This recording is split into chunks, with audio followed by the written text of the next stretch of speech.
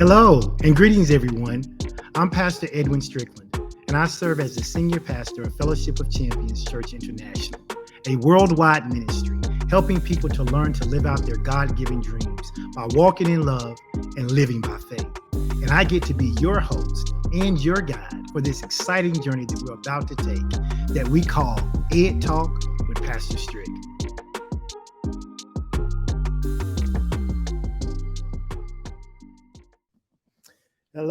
Hello. Welcome to another edition of Ed Talk with your boy, Pastor Strick. So glad you guys are joining me this afternoon. I hope you are having a terrific Tuesday. I know I am. I am excited about what we're going to be sharing on today. I'm excited because number one, we're also just 1 week away from Relationships 101, which I love doing with my beautiful wife. And so those of you who haven't already put it on your calendar, I'm going to encourage you to go ahead and do that. Relationships 101 will be next Tuesday, 1 week from today, May 2nd at 7 p.m. And so it's going to be dynamic. If you missed last time, you definitely want to go back and watch it because we talked about mastering the art of apologizing or mastering the art of apology. Listen, you guys know what to do. You've already done it, and several of you let me know where you're watching from. Joshua, I hope things are going great for you in California, man. All of my Northwest Arkansas people, I see you, Chandra and Centrisa. Appreciate you guys for being on here today. I see we got people from Texas. We got people from Georgia. We got people from the Carolinas. Listen, I ask you guys to go ahead and tag and share. Today we're going to be talking about taming our temperament. This whole series of teaching got started because I shared something that the Lord had shared with me literally probably about a year or two ago. And it was 4 areas in my life that he basically said I needed to get control over. I needed to stop allowing life to control me, and I needed to learn to get some control in these particular areas. And so I shared it with my church. It resonated with a lot of people. A lot of people said, "Hey, that I agree with that. That sounds like something I need to do." And so at our church, we spent about a year talking about these particular issues. And so after doing a couple of Ed Talks, after doing a couple of Relationships 101, I thought it was a great segue to get into talking about these 4 areas of our life that we need to tame. And so if you're brand new to Ed Talk, welcome. If you've never joined us before, if this is your first time, it's okay. You can just jump in here and you can go back and listen to the podcast or the Facebook Lives at a later date. But I want to just give a little recap. It's funny because my wife says it all the time. I am a teacher, right? Not just a teacher in the body of Christ. I am trained academically as a school teacher. I taught elementary school for several years, and all of my follow-up was around delivery of instruction. And so I'm a firm believer in repetitive teaching. And so every time I get started, I like to recap some of the things we talked about, because let's just be honest. We all live busy lives. We all got a lot of things that we're doing. A lot of things takes up our time, and we don't remember everything that we hear, right? And so these 4 areas, I want to just name them for you. Again, we talked about 2 weeks ago about taming our thoughts. And that's such an important aspect of life, because if you don't tame or train how to respond to your thoughts, or what do you do when you get certain thoughts, then you end up living out your life in a way that's not conducive to the way you would want to live your life. And so that's extremely important, right? And so we talked about what it means to tame your thoughts. And then we talked last week about how to tame the tongue. How do we tame our tongue? How do we govern ourselves to watch the words that we say? How do we make sure that we are saying the right words, especially in pressure situations. We talked about how our thoughts and our tongue dovetail. They fit together. That if I don't train my thoughts, I won't be able to train my tongue. But that even if I'm training what I'm saying, but I have a bombardment of negative thoughts and I don't know what to do with them, eventually they're going to spill out of me, because the Bible says out of the abundance of our heart, our mouth is going to speak. And so if I got all these thoughts that I'm not dealing with appropriately, they're getting shoved down into the place where what we call our heart, the center of our life, our soul, not our spirit, but our soul. And then before you know it, when pressure comes, pressure of life begins to squeeze down on all of those things that's in my soul, and they eventually come out of my mouth. And so today we want to add another dimension to that. We want to talk about how to tame our temperament. And then next week, I'm going to have a special guest to join me, and we're going to talk about how to tame our team. And so those are the 4 T's. We want to tame our thoughts. We want to tame our tongue. We want to tame our temperament, and we want to tame our team.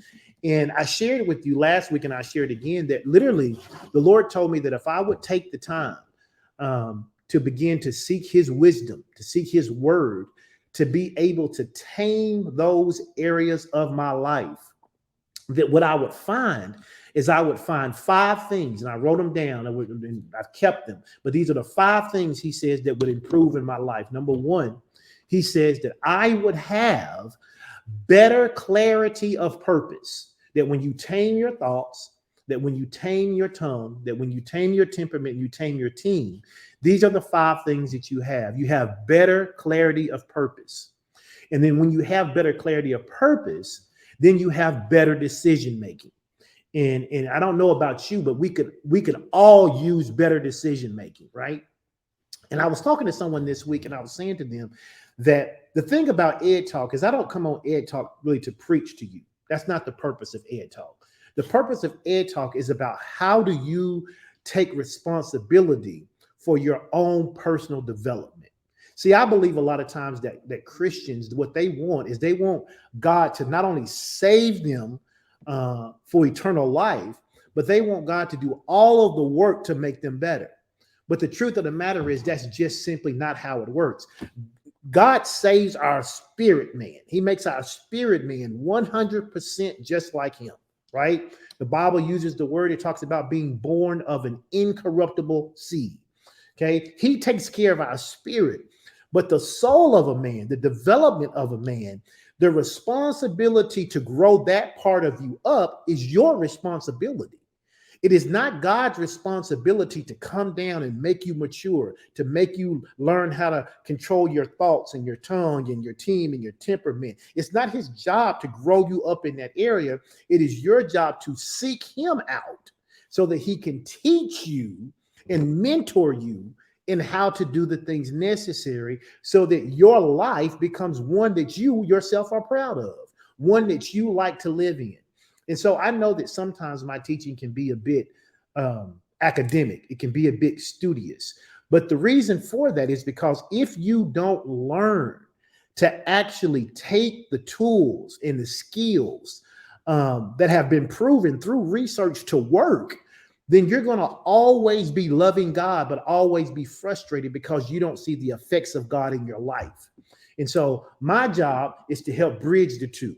I want you to have all the spiritual teaching you can get, but I also want to come to you and say, hey, there are some practical things that you as a individual need to do and take some responsibility so that you can live out the life that you say you want. And so I'm going to ask all of you as we get started that you share this broadcast if you haven't had a chance to do so. I see we had more people come in. I see my friend from New Orleans is in here. I see some people from Florida have joined. Listen, help me get this word out to everybody who can benefit from it, right? Everybody who can benefit from it. So I was talking about the 5 things. I hadn't forgot. Talk about the 5 things the Lord said will happen if we learn to tame our tongue, learn to tame our temperament, learn to tame my tongue, and learn to tame my thoughts. If we learn to tame those 4 things, he says you'll have clarity of purpose. You have better decision making. And then number 3, he said you will have improved focus. So many times the enemy is fighting for our focus. He is fighting to pull us away and pull us into um, so many things that take away from our time and from our goals and from our family. Because if he can't get you to come on his side, what he'll try to do is get you to be so focused on everything around you that's not really in your lane that you still end up forfeiting reaching the end result that you want for your own life or that God wants for you. And then he said the fourth thing you'll have is you'll have reduced stress and anxiety. And when he told me that at this particular time in my life, even though I was saying I wasn't stressed, even though I was saying I didn't have anxiety, and I looked up the word anxiety this week because I was studying something else. And the word anxiety means an unease. And I started thinking about the guiding word that the Lord had shared with our church. And he literally said, watch how ease will come up on you.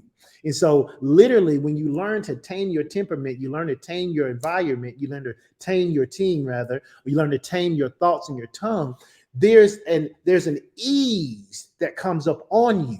The anxiety of life leaves, the worry of life, the unsettling of events that haven't even taken place yet. Those things tend to go away because you learn to put your trust in a different place. You're not trusting, not only are you not trusting in your own ability, but you've worked on your ability so that you yourself don't derail yourself. And that is key. And so he said that fourth thing would be reduced stress and anxiety. And then the last one, he said, you will have improved relationships, improved relationships. And the great thing about having improved relationships is that literally he wasn't just talking about, oh, my job, which is kind of what was happening at that time. He was like, you'll have improved relationships with your wife. You'll have improved relationship with your kids. You'll have improved relationships with the people in your church. You'll have improved relationship with people in your family. And literally, it was out of that that later on down the road, Relationships 101 was birthed. And it was so important because one of the things that's important to me is to have good relationships with the people that I love. You know, people laugh and I joke and I say all the time, I'm not a people person, and I'm really not a big people person, but I am a people person with the people I people with. If that makes sense. I am a people person with the people I people with, right? And so if I want to improve those relationships, he says there are some areas you're going to have to take care of. And so once again, let me just make this announcement. Some more people have come in and you may have missed it. I want to remind you about next Tuesday night at 7 p.m. we will have another edition of Relationships 101. It'll be our fifth one of the year.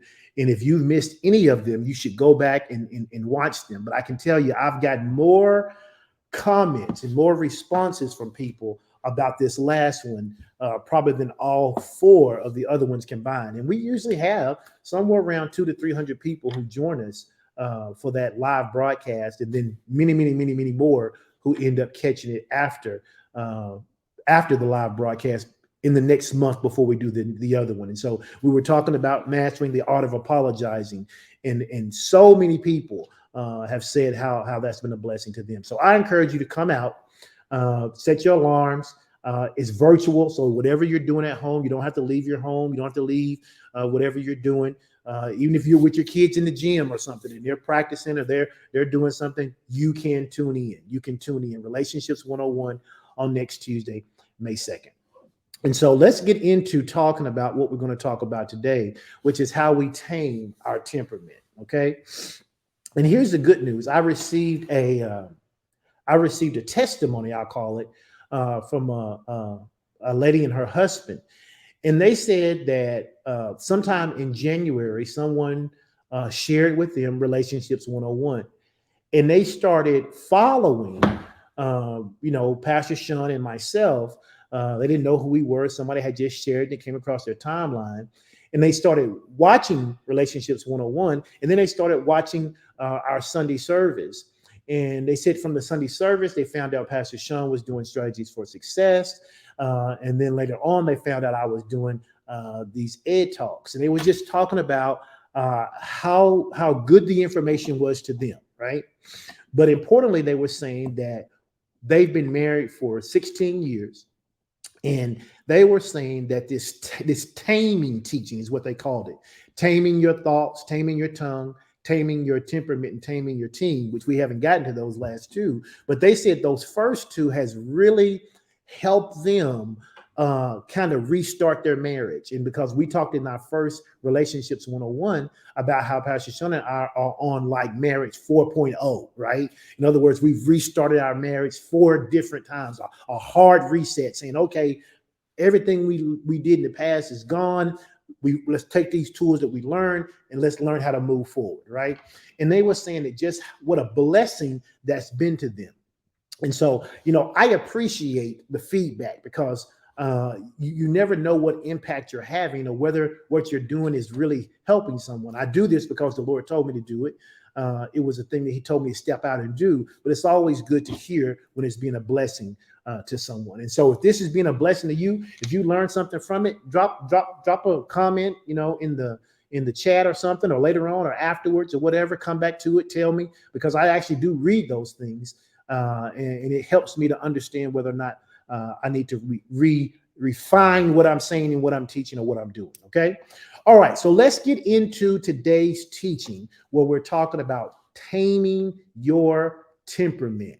How do you tame your temperament? And what is our temperament? So let's begin with the definition. Okay, let's define it, because I'm a firm believer that if you don't define a word, people can walk away with various meanings. And so I like to define the words that we are using. So let's define the word temperament. Temperament refers to a person, set of personality traits, right? That determine how they naturally respond or react to the world. Now, this is important to note because I want you to see this word naturally. I put this in quotations for a reason. Your temperament, right, is also what we call your heart. When I explain this, I explain to people like your thoughts. It's just taming your thoughts or your mind. I talk about taming your tongue. That's pretty self-explanatory.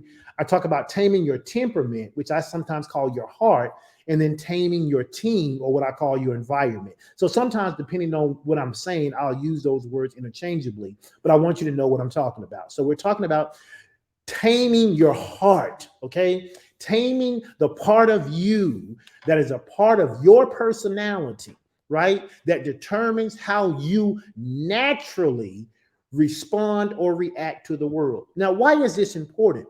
Because I want you to understand that if you are a born again believer, just because you have a part of you that would naturally respond a particular way, it does not mean that you have to respond that way. And that is the thing that I got to get you to understand before we go any further. I know people say, well, I'm from the Johnson family. And in the Johnson family, we go off on folks. Or someone says, well, I'm from the Smith family. In the Smith family, we're just real quiet. Or someone says, well, I'm from the Davis family. In the Davis family, we do X, Y, and Z. And I get that. Your temperament is kind of part of your DNA. It is part of your personality trait that determines how you naturally react or respond to the world. But just because it's a part of who you are naturally doesn't mean that's who you are. Why? Because the Bible says this, for those of us that are born again, it says, all things have passed away and all things have become new, right? That's right, Ralph. Just because you can doesn't mean you have to, right? So you can learn to tame that part of you, right? Another way to think about this is to think of it like this, that your temperament refers to your an innate part of you. It's that natural or enduring behavioral and emotional tendencies that you have, right? Because I want you to understand what we're trying to tame. We're not trying to make you a new person, right? I say all the time, God did when God saved me, he didn't want to take my personality away. What he wanted to do was reintroduce me to the person I really was. And sometimes we identify with who we are because we had such bad information and we were the wrong person for so long that when God tries to introduce us to our new self, it doesn't feel like us, right? And so when we're talking about taming this temperament, that's why if you learn to tame your temperament, you'll begin to see how these 5 things I mentioned earlier, like your clarity of purpose, right? Your improved focus, your better decision making, your reduced stress and anxiety, and how you improve relationships will come into being. Why? Because you become who you were really meant to be. So when we talk about temperament, we're talking about our heart. We're talking about that natural part of us, how we respond, how we react to the world, how we how we show up innately, right? But we understand that just because that's who we were born into sin, it doesn't mean we have to stay that way, right? When we talk about temperament, it also includes a set of characteristics that influence, not necessarily determine, but they influence how we as individuals perceive and interact with the world around us, right?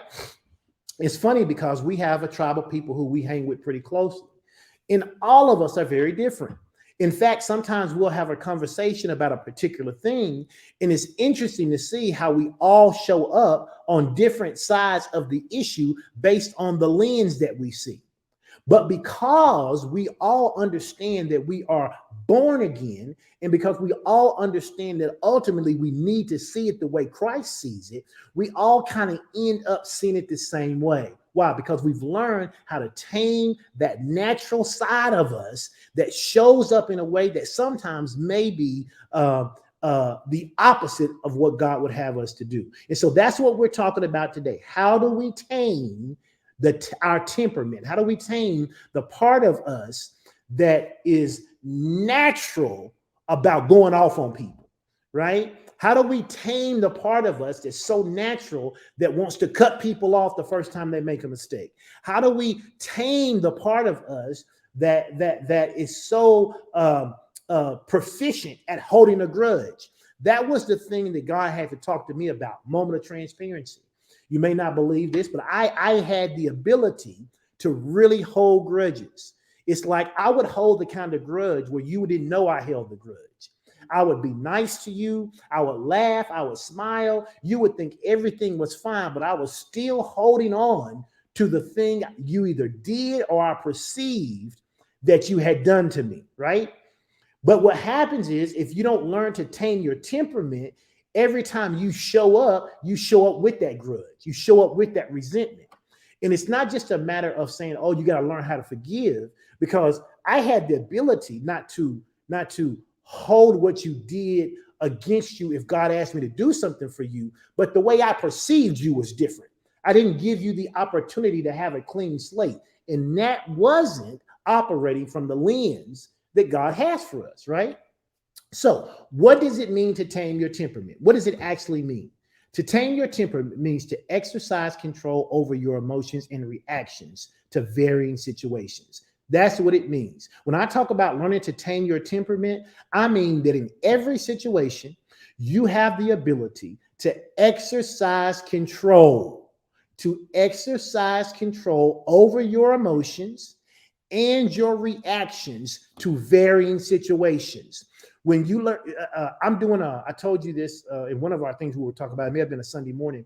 I am working with our pups. We have 2 dogs. I'm working with them to learn how to manage their impulse control. And the way I work with them on managing their impulse control is I give them their favorite treat and I set it down in front of them and I tell them to stay in place, right? I tell them to stay in place. And even though they are sitting there looking at that treat and they're salivating and they can't wait for me to tell them they can have it, they are getting better and better at not moving out of that space. Even when I leave the room, they still stay in place because they're learning to control their emotions and their reactions.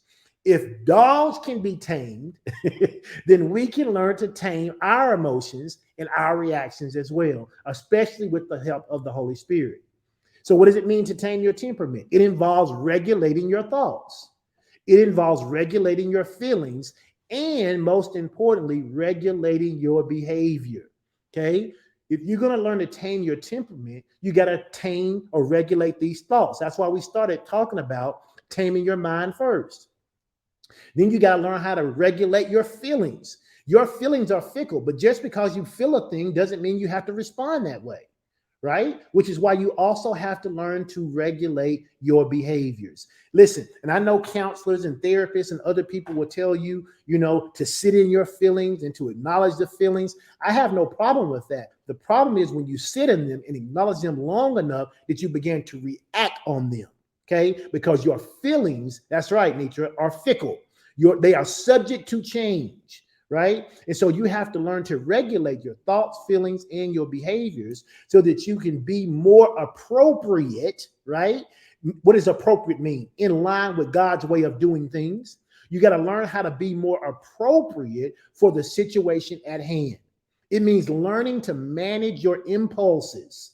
It means learning to respond in a calm, controlled manner rather than reacting impulsively or emotionally. Somebody says, "What does this have to do, with Christianity, or what does this have to do with being a better person?" It's all about mastering, right, the fruit of the Spirit. That's what it's really about. It's about self-control. If you don't learn how to tame your temperament, people will understand how to push your buttons and get you to respond and do something that negatively impacts you. One of the things you have to understand is that if you don't learn how to control your emotions, then your emotions will control you. And whoever can control your emotions then ends up controlling you. That's why in our family, we don't allow ourselves or our kids to use language like, "You made me mad." No, you can't say in our family, "You made me mad." Why? Because being mad is a choice. And on top of that, even if you are mad, responding to the madness is a choice. You control you, right? You can choose to say, "I chose to get mad in this situation," because at least then you're owning the ownership, right? But if you don't learn to control and to calm down your impulses, your emotions, and your behavior, you will always be subject to your temperament. Now, while it can be challenging, I'm not saying it's the easiest thing to do. While it can be challenging to change your temperament entirely, learning to control and manage it will have a positive impact on both your personal and your professional life. I can't tell you the number of times I've seen people in a professional setting get worked up in their emotions and then fire off an email or decide to have a conversation in an area that's not conducive to having the conversation, right? And it comes back to bite them. Why? Because they didn't learn to tame their temperament. They didn't know how to push the pause button.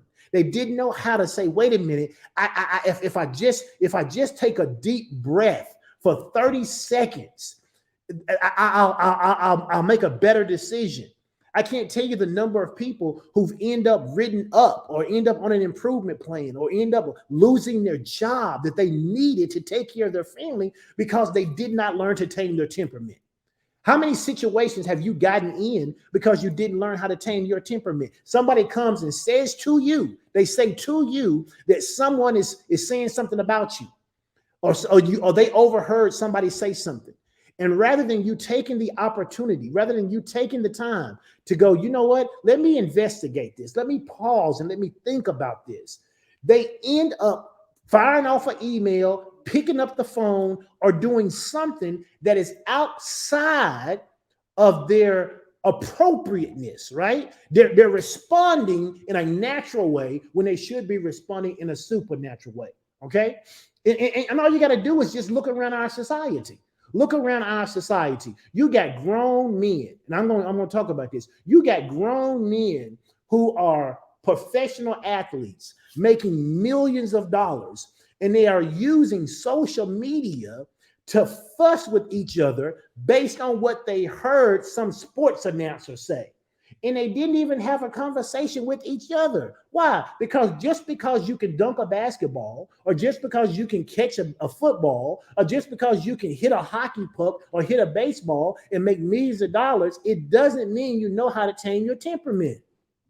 Let me break it down for you a little further. You ever been in a conversation with someone and the Holy Spirit said, "Be quiet," and then they say something that is untrue, and you lack the inability to be quiet any longer. And so you start popping off. You start saying everything you want to say. The whole time you hear Holy Spirit in the background saying, just be quiet, just be quiet. But you're so worked up, you can't even close your mouth. And you end up saying something that you either have to come back and apologize for later, or it totally destroys whatever relationship you had with the person you were talking to. Why? Because you wouldn't tame your temperament. Because you didn't have enough maturity to be able to hit the pause button. Let me say it like this. You didn't know how to self-regulate. Taming your temperament involves developing the kinds of skills that allows you to be self-aware. It allows you to self-regulate, and it allows you to implement impulse control. Some of you wouldn't have lost your job if you had learned to do some of these things. Some of you wouldn't have lost relationships. Some of you would still have your mom and dad in your life, or your kids in your life, or your best friend in your life. Listen, if everybody walks away from you, it ain't everybody else, right? It ain't everybody else. When you're dealing with people, you have to learn to tame your temperament. Because sometimes learning to tame your temperament gives you just enough time to hear the next thing that they're going to say. It gives you just enough time to hear Holy Spirit about the next thing you should do. And so you got to learn how to self-regulate. You got to learn how to be self-aware. You got to learn how to take care of your impulse control. You can't fly off the handle about everything. You got to learn how to use your emotions to guide you in the right direction rather than taking you in the wrong direction. You got to learn how to respond appropriately in varying situations. And here's the thing. I can't tell you the number of times that we have seen, and hear me out. Hear me out when I say this. I don't need you sending me no hate mail, because this is not what I want you to hear me first before you jump to any conclusions about what I'm saying. There are so many times that we have seen African-American men or African-American women have an encounter with the police, right? And in the video, we can see that the police is absolutely wrong. They're overly aggressive. They have bias or racism in their intent, right? But so many times in those videos, we also see the person who is being perpetrated against lose their ability to tame their temperament, right? Someone's doing something wrong to them. But instead of saying, you know what, my job is to get home alive. My job is to deal with this in the calmest situation possible so that I don't lose control and lose my life, right? So many times we've seen that happen, and I am not taking any blame away from law enforcement officers. I'm not taking any of their blame away, but I am saying to you that learning to control your temperament could be the difference between you coming home or you not coming home to your family. And that is important. It's what I talk to my boys about. It's what I talk to other young men about. Listen, if the police do something wrong, listen, don't fool yourself. They have the power. They have the law on their side, and they have guns on their side. And if you are not careful, if you lose control of your temperament, you could lose your life. And so this idea of learning how to tame my thoughts and tame my tongue and tame my temperament, it is vital for you producing the kind of results in your life that could actually get you home safely. Right? People say, well, we shouldn't have to worry about that. Well, you do. Well, you do. I don't know what you should or shouldn't have to worry about, but you do. And it's important for you to understand that taming your temperament can not only save your life, it can change the trajectory of your life. Somebody can see how you handled a particular situation, and instead of you popping off and going off and rolling your neck and screaming and yelling, somebody could be looking at you and say, you know what, I like how that young man or that young lady handled that situation. I like to mentor them. I like to be able to get them in a situation where I can help them because I see they know how to control themselves. Okay. So when I'm talking about taming your temperament, I'm not asking you to be weak. I'm not asking you to let anybody walk over you. I'm not asking you to just let somebody take advantage of you. I'm asking you to learn how to develop the skills to self-regulate, to be self-aware, and to be able to control your impulses, right?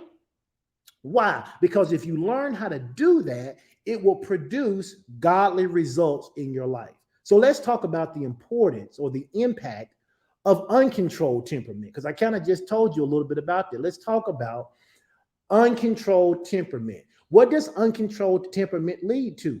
It leads to a bevy of problems. If you don't know how to control your temperament, it can lead to so many problems, difficulties in your personal relationships, as well as challenges in the workplace. I am convinced, and you can come after me all you want to for this one. I am convinced that it is why so many of the people in our younger workforce cannot maintain a job. Now, I'm not saying anything wrong with. I'm not here to tell you we need to be like our grandparents were and work for a company for 50 years and get a pension and a gold watch at the end. I understand why younger people move from job to job. Research tells us that if you're going to be in the workforce, right, then every 3 to 5 years you need to be thinking about your next. You need to be making the next move, especially if you want to increase your earning potential, because you're never going to make as much money in the same job as you would moving 2 or 3 jobs. And that the research is out there for that, right? But a lot of them don't have the ability to even maintain a job for 3 to 5 years because no one teaches them how to control their temperament anymore. Where have we lost that? Well, we used to have to learn to tame our temperament, because if we didn't, we get popped in the mouth, right? I ain't saying that part's right. I'm saying that's what would happen. I'm 51 years old. Most of the people my age or 10 years younger than me, more than likely, you know what it meant to tame your temperament. You know what it means that if you had something you wanted to say and your mama said, don't say another word, you learned real quick how to tame your temperament, or you were going to be licking some wounds, right? But now we've kind of gotten away from that style of parenting, and that's good. I'm not advocating hitting kids and doing all that other things. But as a result of us moving the pendulum to the other side, we have a lot of kids who cannot self-regulate. They can't self-regulate their emotions. They can't self-regulate their disappointments. They can't self-regulate when something doesn't go their way. And so as a result of that, they have a bevy of problems in their life. But learning to manage your temperament effectively, if you learn to do that, you can learn to improve, again, both your personal and professional life. So let's talk about some of these things, okay? What's the number one thing we need to do if we are going to learn to tame our temperament? Number one, you got to learn to identify your triggers. You have to learn to identify your triggers. The first step in taming your temperament is to identify the situation or the people that trigger strong emotional reactions in you. You have to know what triggers you. You have to be able to pay attention to your emotions and notice what situations or people cause you to feel angry, cause you to feel anxious, that's that unease, or cause you to feel stressed. You have to be aware of your triggers.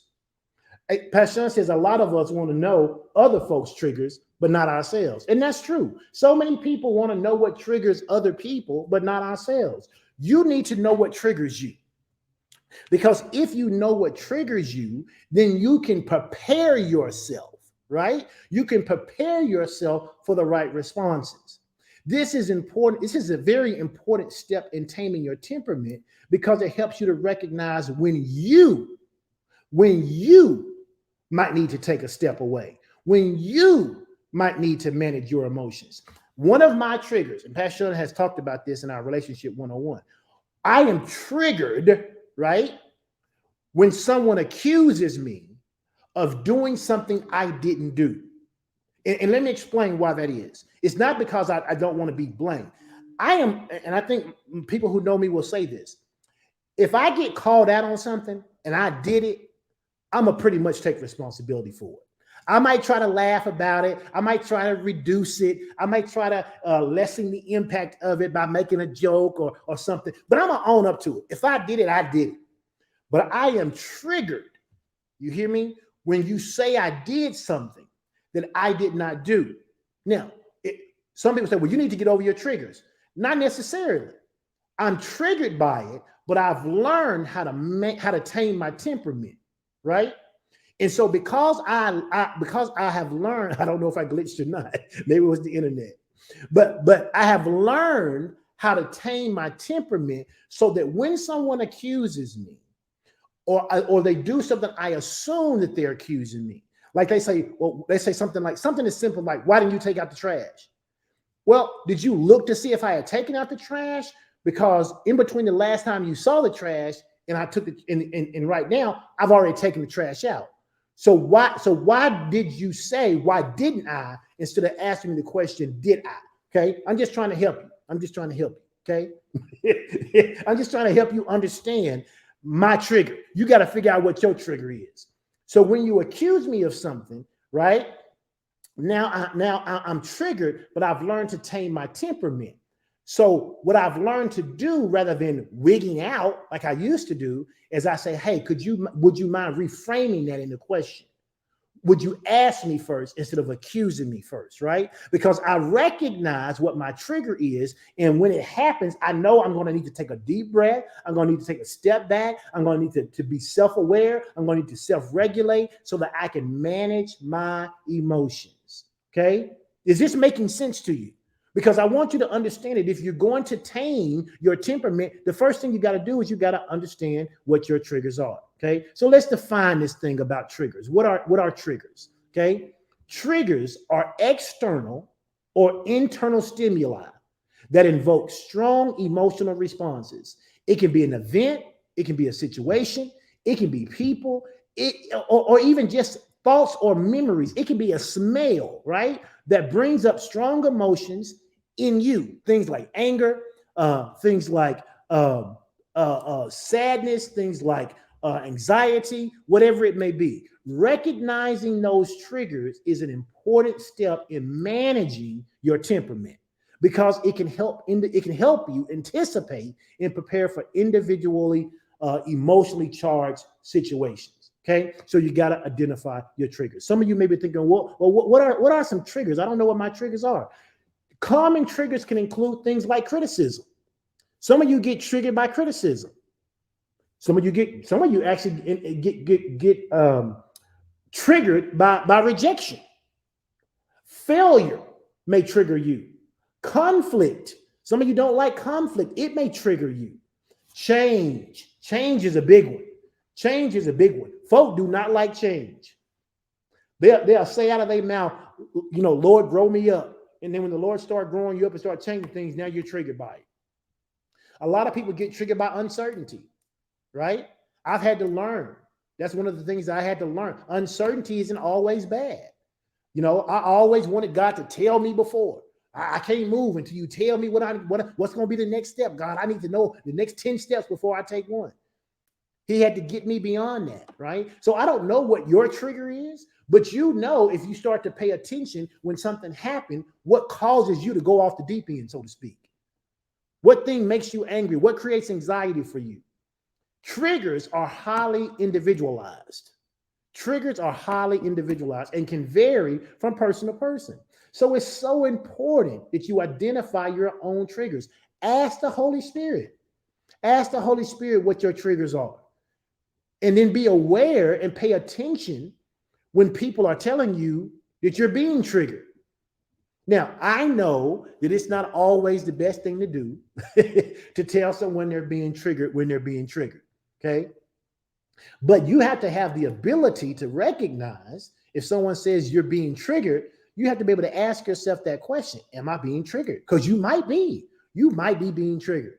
Okay. So it's important to identify your own triggers in the specific situations that tend to invoke those strong emotional responses in you. Okay. And then the next thing you got to do is you learn to identify and recognize those triggers. By recognizing your triggers, you can develop strategies to manage the emotional response. I'm a big proponent that people don't spend enough time practicing how to respond. They wait until the situation shows up, and then whatever their response is, they're either happy with it or disappointed with it. But nobody would do that in a basketball game. Nobody would say, well, I'm not going to practice a free throw. I'm just going to wait till I get fouled and go to the free throw line and see what happens. Okay. I'm just going to wait and see what happens. You have to practice in your mind. You need to run. If you know what your triggers are, you should in your mind visualize, because visualization is a powerful tool. In your mind, you should visualize somebody doing the thing that triggers you. And then you ought to visualize how you would respond appropriately. Now, don't play with me. I know you've done it before because you visualized the wrong way. You have visualized, if so-and-so say something to me, this is what I'm going to say. If so-and-so do this to me, this is what I'm going to do. You visualized it before in the wrong way, and that's why when it happens, you do it the wrong way. I'm a slap in her face. She say something to me. That's exactly right, Hope. Exactly. And because you say that, when they do it, you do that. So I'm telling you, you can learn to tame your temperament through visualization. Visualization is a powerful, powerful strategy that helps you learn to manage your emotional response. For example, if someone knows that criticism is a trigger for them, they may develop strategies for responding calmly and constructively to the criticism, such as taking a deep breath, counting to 10 before you respond, or saying, thank you for that feedback. Can I get back with you? You got to work on it. You got to practice. I know Allen Iverson talked about practice and, why I got to practice. You got to practice. You are not Allen Iverson to your emotions. You are not a superstar over your emotions. You need to practice, okay? So that's the first thing you got to do. You got to identify your triggers. Let's talk about the second thing. The second thing you got to do is you got to learn to develop self-regulation skills. That's what we were just talking about. You got to develop these self-regulation skills. If you don't learn to develop self-regulation skills, then you always end up in a situation where you're needing to either redo something or apologize for what you've done, right? You got to learn that not only do you need to have this particular set of skills so that you can work through whatever you're going through, but you got to practice. You got to learn to manage yourself. Nate says, why do triggers change? I'm finding that it seems as if my triggers have evolved. Well, they do. And not only do they evolve, there are probably things you don't know you're triggered by. You can have life experiences. And when you have life experiences, they can bring on new triggers, right? A death in the family, a loss of a job, a sickness, a diagnosis, anything that causes major life change can now become later on a new trigger for you. But the key is learning how to identify the trigger and then learning how to self-regulate when they come. Learning how to self-regulate when they come. Okay, so you gotta develop some self-regulation, and when you learn how to develop self-regulation, you find yourself in a much better situation. Okay, I actually went to number 3 first. I had it different in my notes. Now let's go to this one. You got to practice self-awareness. Okay, that's what we were talking about. You got to identify your triggers. You got to practice self-awareness. You got to be aware of what your triggers are, and you got to develop some skills to learn how to deal through them. And that when it gets us to number 3, which is developing self-regulation. Okay, so those are the top 3 things. Okay, those are the top 3 things you must learn to do. Let's revisit them since I got them out of order. Number 1, you got to identify your triggers. Okay, we talked about that. You got to identify your triggers. Then you got to practice. Somebody put in the comment, practice. You got to practice self-awareness. You got to practice self-awareness. Exactly. I love that. Lemoyne said drinking or smoking to deal with it isn't ideal. We're not talking about self-medicating. In fact, we were having this conversation with someone when we were out in Vegas. We were saying that, there are people who literally come home from work and drink a bottle of wine a night. They drink a bottle of wine a night and they think that they are self-regulating through that process, but that's not actually developing. That's not a coping skill.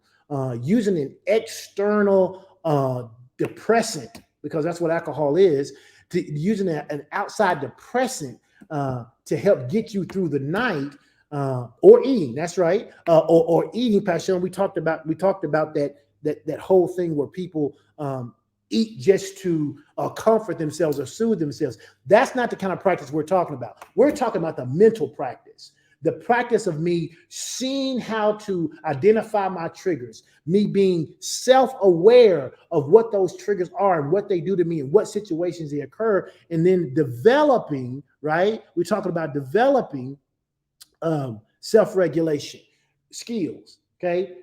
Not drinking, but maybe I learned to take deep breath. I learned to use things like mindfulness and those kinds of things, right? Because there are some skills that are involved in practicing self-awareness. There are some skills in developing how to self-regulate. When we start to talk about developing self-regulation skills, we're talking about, how do I manage my behavior? How do I manage my behavior? Do I go shopping? Do I spend money? Because some people, that's how they manage their behavior. How do I manage my thoughts? How do I manage my emotions in a way that supports my personal goals and values, right? Because self-regulation involves learning to control your own emotions and impulses. And I've got to develop some skills from that. I was, we don't talk about it in the church a lot. But a lot of men and women, I'm finding out as I'm having a chance to minister to people, a lot of men and women spend a lot of time watching pornography. Now, whatever you feel about it, you feel about it. But let me finish my point of view. When you spend a lot of time watching pornography, and then you start to say things like, okay, I don't want to watch it anymore, right?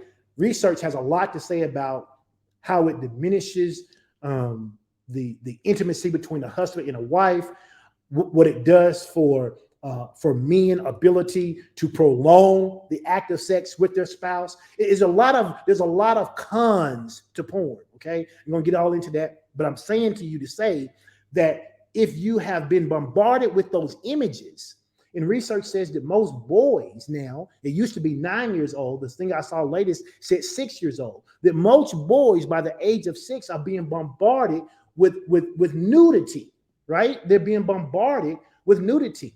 And that gets ingrained in their mind. And men are visual creatures, even at 6. And so now they're craving the desire to see this thing, but they don't want to do it because they realize, it can hinder my relationship. I got born again. That ain't what God want me to do, right? And it doesn't create a situation for them that is conducive.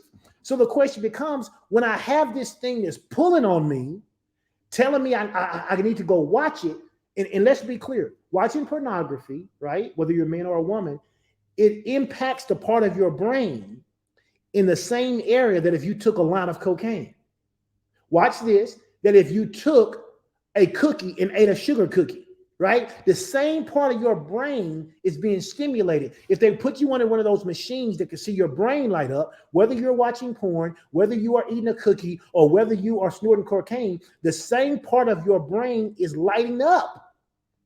And so people, when they say they are addicted, that they want to stop, but they can't, they're not joking. In their own self-ability, they can. And so I talk to people about self-regulating. What do you do if you want to stop watching porn? What do you want to do if you want to stop eating all that sugar? What do you want to do if you want to stop smoking weed? If you want to stop taking lines of cocaine? If you want to get off of meth? Because all of those things are impacting the same part of your brain. What do you do? Well, it's great for us to say, pray and ask God. Yes, that is true. But what do? You have to have some self-regulating skills. And one of the things I tell people, as I say, listen, if you know you watch porn late at night when your spouse goes to sleep, take your computer and your phone and put them in a safe, or walk them downstairs, right? or regulate so that you only are on your computer when other people are around. You have to put up some structures. You have to put up something in place until you have the wherewithal and the spiritual growth that you can overcome that thing. Okay, is that making sense? I didn't want to spend my whole ed talking about porn, but I'm talking about setting up boundaries that help you self-regulate. If you know every time you go over there to just Netflix, you end up Netflixing and chilling, then you go to the movie theater. Don't go to her house. Okay? No, ain't no cooking dinner and just Netflixing because you done tried that 10 times and you end up in her bed every single time. Every single time. Not one time have you not. So then you got to set up boundaries. When Sean and I decided to redo our entire marriage, we set up boundaries about how we could talk to each other.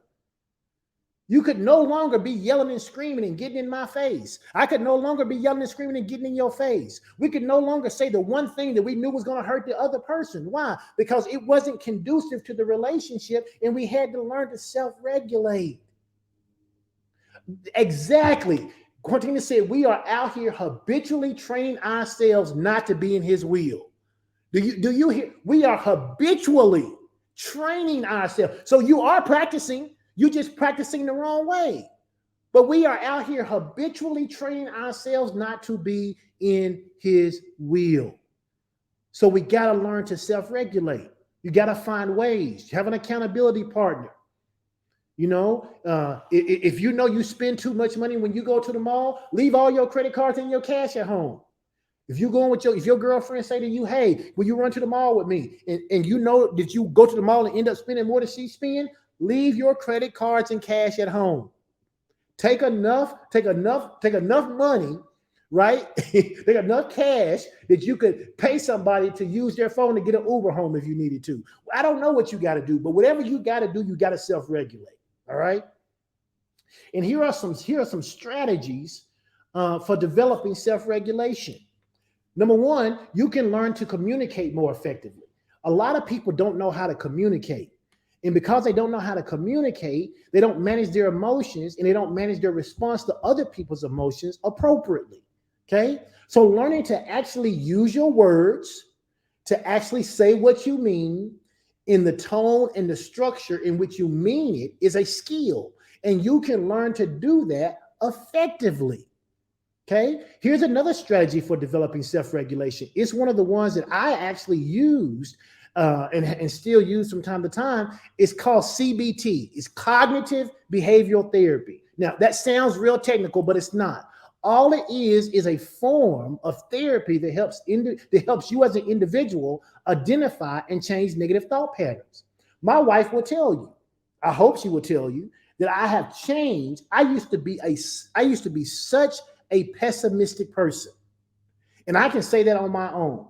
Now, the change part, she would have to tell you whether I've changed in that way. Okay. It's called cognitive behavioral therapy.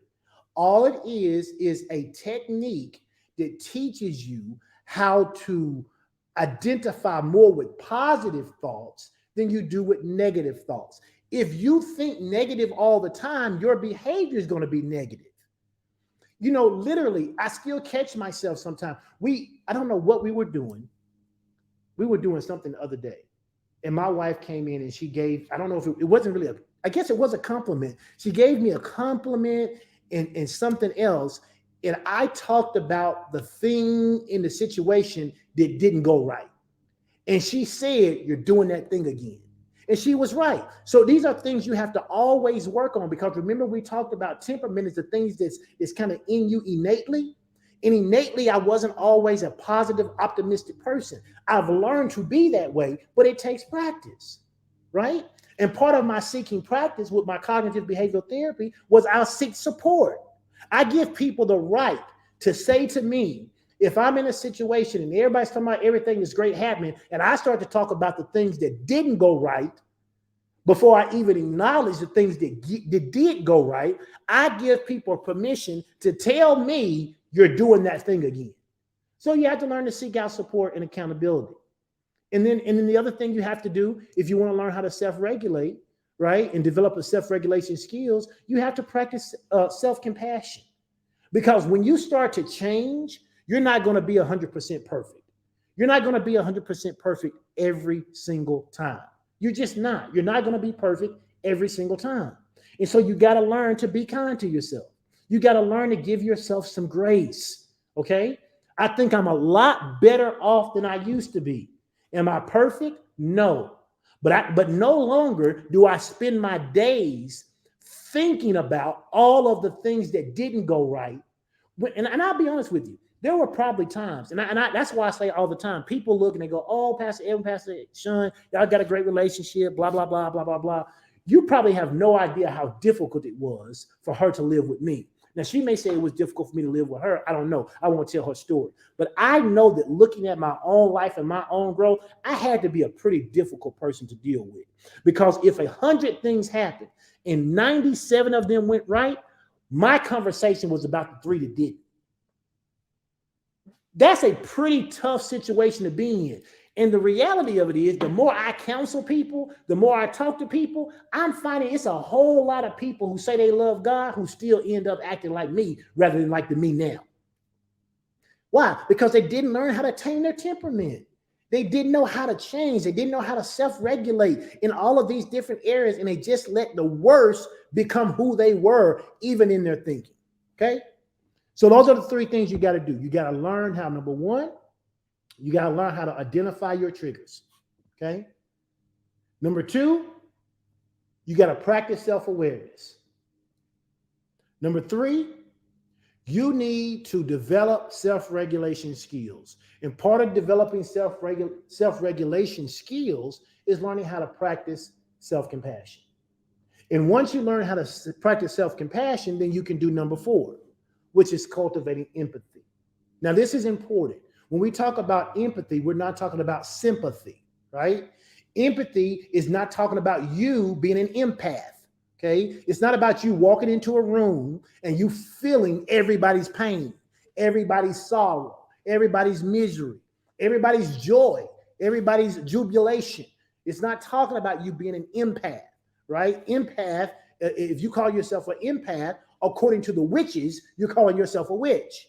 So that's not what we're talking about. What we're talking about is your ability to simply understand, okay, and share the feelings of other people. What do I mean? Someone loses their mother, okay? You understanding the pain of what it would be like to lose your mom, even if you haven't lost your mom, right? It's not you being sad as they are. It's about you understanding their sadness and understanding what they're going through. It involves being able to put yourself in someone else's shoes and being able to see the world from their perspective. When you cultivate empathy, you understand why someone may have went off on you. It ain't got nothing to do with you. You understand that they're going through something right now. And when you can understand that somebody's going through something, then you lessen their impact of what they did because you realize that they're under trauma, they're under stress. Am I saying you let everybody treat you bad? That's not what I'm saying. What I'm saying, though, is that some of y'all are like I was, and it didn't matter what nobody was going through. You weren't going to talk reckless to me. Because if you talk reckless to me, I'm going to talk more reckless to you. But if you learn to cultivate empathy, then you put yourself in other people's shoes and you start seeing the world from their perspective, right? And you realize that, hey, they were short with me, but it ain't got nothing to do with me. They were short with me, but it ain't got nothing to do with me. And so because they don't have anything to do with me, I don't have to take it personal. And because I don't have to take it personal, I can now manage my own temperament. I can self-regulate. I can control my own impulses. The impulse I had to give her a verbal tongue lashing, I can control that part of me because I've learned to cultivate some empathy, right? You never know what people are going through. You never know what people are going through. And so it's important for you to understand that cultivating that empathy will help you to understand exactly why something happened, why it happened. I use the example all the time. You're driving down the street and someone cuts you off. And they didn't wake up that morning to say, I am going to drive down Interstate 35 or Interstate 40 or Interstate 95, and I'm going to cut X, Y, and Z off. They didn't know you. They cut you off because they weren't thinking about what they were doing. Maybe they were in the hurry. Maybe they just got a phone call that the child was in an accident and they need to get to the hospital. Or maybe they were just told that their mother or father was attacked or something. You don't know. And so if you learn to cultivate empathy, it helps you to hit that pause button. Okay.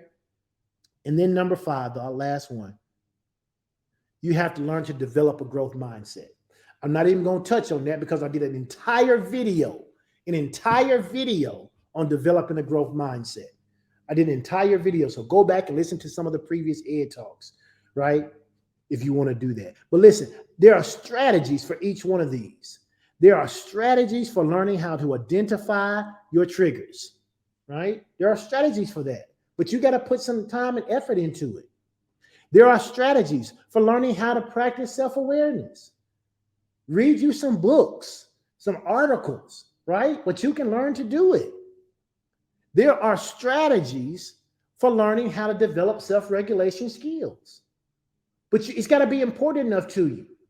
If you can look up memes to post on Facebook, you can look up skills to help you develop self-regulation. Okay? And then there are skills to cultivating empathy. There are skills to cultivating empathy. And then there also are skills to developing a growth mindset. Okay? There are skills for that. Now, one of the things I did is I wanted to just give you just a couple of additional resources. Okay? A couple additional resources. Listen, you have the power. I say to people all the time, in your hand, right? Here's my phone up here. In your hand, in your phone, you have more computing power than it took for them to put the first person on the moon. So when you say, well, I don't know how to develop self-regulation skills, you not only did you have Google, now you have AI technology out there. You got, Pastor Sean said it, Google is your friend. Listen, AI is your friend. A library is your friend. They still make books. Hardcover books you can read, right? You don't. She says you don't have to be stuck or stupid. You don't, and you don't have to wait for somebody to spoon feed you. These Ed Talks ought to be things that just generate you to go. Let me find out more about that. Let me go find out how I can be, what my triggers are. Let me go find me some tests I can take online. Let me go find me some quizzes I can take to learn how to self-regulate. You can go and learn this, okay? So I'm going to give you a couple of resources. Here's the first one. There's a book, right? It's by Richard Davidson and Sharon Begley. It's called The Emotional Life of Your Brain, okay? It's a little academic, but you can get through it. It ain't difficult. You can get through it. It's actually a really good book. It talks a lot of, if you are interested in how the brain works in terms of retraining your brain, because the belief used to be that we couldn't retrain our brains. But our brains have what they call neuroelasticity. Your brain can change and grow. They used to didn't think it can, but it can. And so that's one of the books you can check out. There's another article you can check out. It's called Why Mindfulness is a Superpower. It's by this website called Happify. And they have some other, I'll warn you in advance, they have some other articles on there that may be a little university, neo stuff, but you have to learn when you're reading material, you have to learn to eat the meat and spit out the bones, right? But this is a pretty good one. It was called Why Mindfulness is a Superpower. And it's all about you, again, learning how to tame your thoughts, tame your tongue, tame your temperament, and tame your team. And then lastly, a resource that you can have is you can take the emotional intelligence workshop by yours truly, Pastor Edwin Strickland. That emotional intelligence workshop is a game changer. It's a game changer. Everyone who's taking that workshop with me, the full workshop, the full 2 or 3 day workshop, who they've taken it, they say it absolutely has changed their life in terms of self-regulation and also how they interact with others. Okay. So those are just a couple of resources I want to share with you. Listen, I thank you guys for hanging in there today. I'm done. When I'm done, I'll put the links up when they're in another thing. I'll put them back up, or I'll put them on my page. Go to my page sometime today. I know y'all go there. Y'all go there when I put in all the crazy memes and y'all laugh at those. So I'll put this information there, and those who want it can access those links. Okay. All right. Listen, I appreciate you guys. Next week, I got a special guest coming. We're going to talk about how you tame your team.